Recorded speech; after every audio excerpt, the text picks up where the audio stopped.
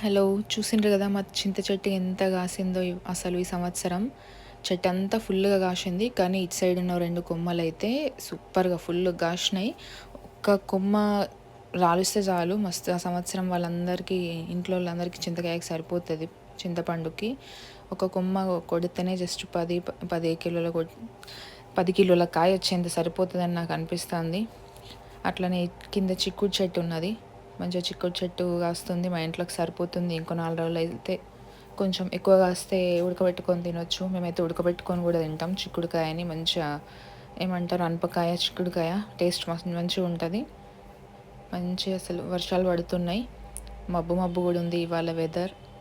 చింతకాయ మాత్రం సూపర్‌గా అసలు రోజు చూసుకుంటూ అనుకుంటున్నా, అబ్బా! ఎంత బాగుంది చింతకాయ అని.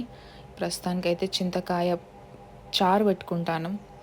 మంచిగా కొన్ని రోజులైతే దూర దూర తినొచ్చు.